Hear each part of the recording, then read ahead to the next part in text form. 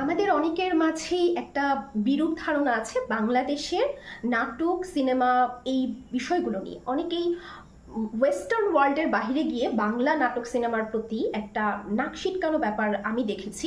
তো তাদের জন্য আমি বলবো যে আসলে রিসেন্ট যেই নাটকগুলো হচ্ছে বাংলাদেশে, সেই জায়গাটা আমি বলবো যে বাংলাদেশ আবারও একটু ঘুরে দাঁড়িয়েছে। মাঝখানে আমি একটা সময় নাটক দেখা আসলে বন্ধ করে দিয়েছিলাম এবং মনে হচ্ছিল যে ভালো কোনো নাটক হচ্ছে না।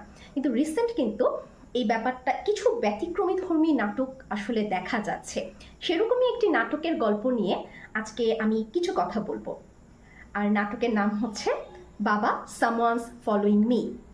আর নাটকটা পরিচালনা করেছেন শিহাব শাহীন। ওনার সম্পর্কে বলতে গেলে আমি বলবো, আমি এ পর্যন্ত শিহাব শাহীনের যেই নির্মিত যেই নাটকগুলো দেখেছি সেটা খুব চমৎকার প্লটের উপরে দাঁড়ানো থাকে।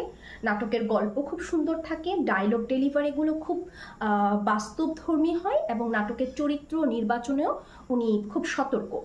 এখানে নাটকে অভিনয় করেছেন তাসনিয়া ফারিন। তাসনিয়া ফারিন সম্পর্কে বলার কিছুই নেই।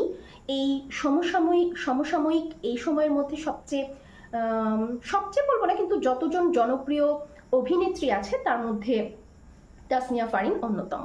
আর আমরা খুব ছোটবেলা থেকে একজনের নাটক দেখেছি, বড় হয়েছি, শহীদুজ্জামান সেলিম। ওনার নাটক আমার বরাবরই, ওনার অভিনয় আমার বরাবরই খুব পছন্দ। তো এই হলো, আমি তিনজনের কথা বললাম। আর এখানে আরেকজন গুরুত্বপূর্ণ চরিত্র ছিল ইরফান সাজ্জাদ। ওনার অভিনয়ও এখানে খুব সুন্দর ছিল। আমি ওনার অনেক বেশি নাটক দেখিনি, কিছু কিছু নাটক দেখেছি, ওনার অভিনয় খুব ভালো। তো এখানে নাটকের টাইটেল যেটা ছিল বাবা সামওয়ানস ফলোইং মি, এই ব্যাপারটার মধ্যেই দেয়াই আছে যে স্টপ করা কাউকে। যখন আপনি একটা খালি রাস্তায় একা হেঁটে যাচ্ছেন এবং আপনি বুঝতে পারছেন কেউ পেছন থেকে আপনাকে ফলো করছে, স্টপ করছে, সেই ব্যাপারটা কিন্তু অনেক ইরিটেটিং।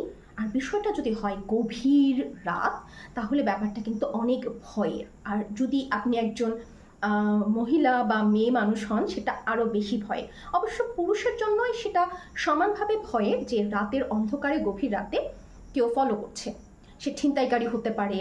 আর রাতের বেলা তো বাংলাদেশ বলি আর বাহিরের যে কোনো জায়গায় বলি না কেন, যখন একটা নিরিবিলি একটা ছিমছাম একটা রাস্তায় কেউ পেছন থেকে হেঁটে আসে, এই ব্যাপারটা কিন্তু খুবই ভয়াবহ।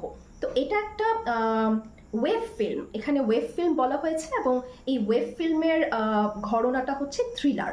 তো আপনি নাটকের শুরু থেকে শেষ পর্যন্ত কিন্তু সেই টান টান উত্তেজনাটা আপনি উপভোগ করতে পারবেন। আর আমি থ্রিলার খুবই পছন্দ করি, থ্রিলার আমার একটা ফেভারিট জনরা। এখানে দেখানো হয়েছে আরও কিছু চমৎকার বিষয় দেখানো হয়েছে। আমরা মনে করি যে আমরা ইস্টার্ন ওয়ার্ল্ডে বা বাংলাদেশ কিংবা ভারত, এই দেশগুলো আমাদের বসবাসের জন্য নিরাপদ না, বা আমরা নিরাপত্তাহীনতায় ভুগি। কিন্তু আপনারা কি জানেন যে এশিয়ান যারা, তারা যখন বাহিরের দেশে যায় তখন তারা কিন্তু বর্ণ বৈষম্য বা যেটাকে আমরা রেসিজম বলি, এই বিষয়টার শিকার হয়। অনেকেই এই বিষয়টা শিকার হচ্ছে। তো এই নাটকের একটা প্রধান উপজীব্য বিষয় কিন্তু দেখানো হয় বর্ণবাদ। এশিয়ান যতগুলো দেশ আছে, চায়না, বাংলাদেশ, ভারত, এই জায়গাগুলো থেকে যখন ইউরোপিয়ান দেশগুলোতে বা ওয়েস্টার্ন ওয়ার্ল্ডে আসলে তারা যায়, তখন হচ্ছে সাদা চামড়ার মানুষেরা আমাদের চামড়া বা আমরা যারা বাদামি বর্ণের আছি তাদেরকে আসলে অনেকেই, আমি সবার কথা বলছি না, কিন্তু এরকম অনেক, তাদের মধ্যে অনেক ক্লাস ডিসক্রিমিনেশন আছে এবং তারা তাদেরকে নিচু চোখে দেখে এবং অনেক ক্ষেত্রে দেখা যায় তারা বিভিন্ন আক্রমণের শিকার হয় সেই ওয়েস্টার্ন ওয়ার্ল্ডে। তো এরকম একটা বিষয়কে কেন্দ্র করে আমি এর আগে নাটকে বা ওয়েব সিরিজে বা ওয়েব ফিল্মে বড় ধরনের নির্মাণ আমার চোখে পড়েনি। তো এই নির্মাণটা আমার কাছে খুব ভালো লেগেছে, যে এরকম একটা ইস্যুকে পয়েন্ট করা হয়েছে। আর বর্ণবাদ ছাড়াও আসলে এশিয়ান মানুষদেরকে তাদের ভাষার জন্য কিংবা বিভিন্ন কারণেই আসলে তাদেরকে ওয়েস্টার্ন ওয়ার্ল্ডে অনেকভাবে ছোট করে দেখা হয়, কিংবা তাদের সাথে দেখা যাচ্ছে যে এমন কোনো আচরণ করা হয় যেটা আসলে তাদের একটা বিরূপ একটা প্রভাব পড়ে তাদের মনের উপর, তাদের মেন্টাল যে হেলথ সেটার উপরে। আসলে অনেক ট্রমাটিক অনেক এক্সপেরিয়েন্সের মধ্য দিয়ে এশিয়ান অনেক মানুষদেরকে কিন্তু যেতে হয়। তো তো এই বিষয়টাকে নিয়ে কাজ করেছে। আর আরেকটা চমৎকার বিষয় যে বাংলা নাটকে আমরা দেখেছি যে মায়ের সাথে তার সন্তানের সম্পর্ককে খুব সুন্দরভাবে পোর্ট্রে করা হয়েছে, কিন্তু এই নাটকের মধ্যে বাবার সাথে তার কন্যা সন্তানের যেই চমৎকার যেই একটা বন্ধন, একটা ভালোবাসা, সেই ব্যাপারটাকে তুলে ধরা হয়েছে। এখানে শহীদুজ্জামান সেলিমের মেয়ে থাকে তাসনিয়া ফারিন, এবং এখানে ওনার নাম থাকে বিজু। তো তাদের কনভারসেশন দিয়ে শুরু হয় এবং পরবর্তী সময় টান টান উত্তেজনা, আমি যেটা বলেছি সেটা তো অবশ্যই ফিল করবে। আর আরেকটা ব্যাপার থাকে যে বাবার সাথে মেয়েদের যে ভালোবাসা, সেই বন্ধনটা যতটা সুইট, যতটা সুন্দর, তার সাথে সাথে কিন্তু জেনারেশন গ্যাপের জন্য ততটাই তাদের মধ্যে কনফ্লিক্ট থাকে। যেমন একই সাথে ভালোবাসা এবং কনফ্লিক্ট, এই দুটার ব্যাপারটা কিন্তু জড়িত থাকে, একে অপরের সাথে অঙ্গাঅঙ্গিভাবে জড়িত থাকে। তো এখানেও ঠিক তাই দেখানো হয়েছে যে তার বাবার প্রতি তার সাংঘাতিক ধরনের ভালোবাসার সাথে সাথে কিন্তু তাদের মধ্যে এক চরম ধরনের কনফ্লিক্ট থাকে।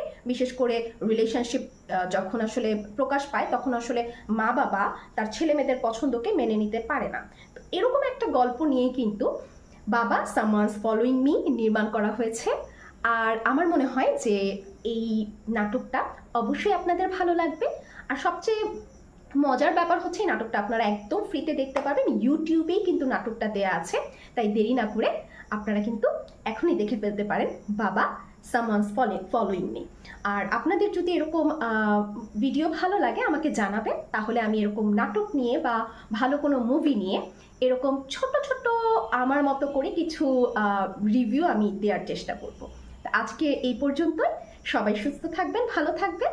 আল্লাহ হাফেজ।